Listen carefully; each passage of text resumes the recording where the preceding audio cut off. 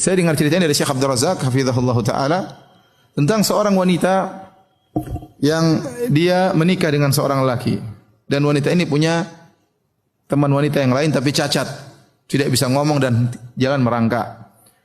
Maka kemudian wanita ini mengatakan kepada suaminya, bagaimana kalau kita merawat teman saya tersebut? Oh silakan, kita ngerawat orang, dapat pahala. Tinggal di rumah. Akhirnya suaminya merasa risih, gimana dia tinggal di rumah bersama kita sementara dia bukan mahram saya. Kata istrinya, ya kalau begitu nikah saja. Nikah ya. Dengan wanita yang cacat, tidak bisa ngomong, tidak bisa ini, dalam kondisi merangkak. Akhirnya dinikahilah oleh sang suami. Ya. Istrinya senang suaminya menikahi wanita tersebut supaya bisa tinggal di rumah. Dan suaminya merasa dia sebagai suami yang adil, dia harus menjalankan tugasnya sebagai suami. Maka dia menggauli istri yang pertama dan juga menggauli istri kedua yang cacat tersebut. Ya, dari fisik mungkin tidak menarik, tapi dia tahu wanita ini juga punya syahwat, ya harus dipenuhi ya, hasratnya. Maka dia gauli dua-duanya. Qadarullah ternyata istri pertamanya itu yang baik tadi ternyata mandul, tidak punya anak. Tidak punya anak. Ya. Kemudian akhirnya istri yang cacat ini justru punya anak. Anak pertama dan anaknya tidak cacat. Anak kedua tidak cacat sampai anak keempat kalau enggak salah. Setelah dia melahirkan anak yang keempat meninggal.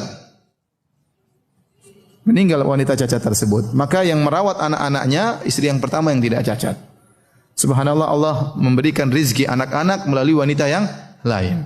Setelah anak-anak ini besar, anak-anak ini kata Syekh Abdul Razak kalau enggak salah di Jeddah, rebut-rebutan untuk melayani ibu mereka yang bukan ibu kandung ini. Ya. Sampai kalau sudah jatah, pokoknya hari ini sama kakak yang pertama. Pokoknya sudah jatahnya sebelum waktu tank sudah nunggu di bawah. Ibu harus pindah ke rumah saya.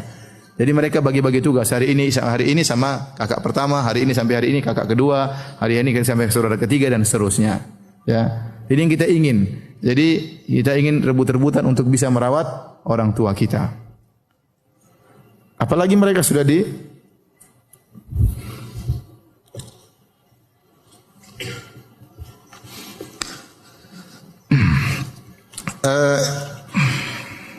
hadirin dan hadirat yang dirahmati oleh Subhanahu wa taala. Jadi seorang berusaha mengizinkan orang tuanya untuk tinggal bersamanya, kecuali kalau orang tuanya tidak mau dengan alasan tertentu, maka kita hormati perasaan orang tua ya. Karena orang tua juga punya pandangan sendiri, punya pendapat sendiri. Yang penting kalaupun mereka tidak tinggal bersama kita, kita harus tetap terus menyokong, membantu dengan semampunya.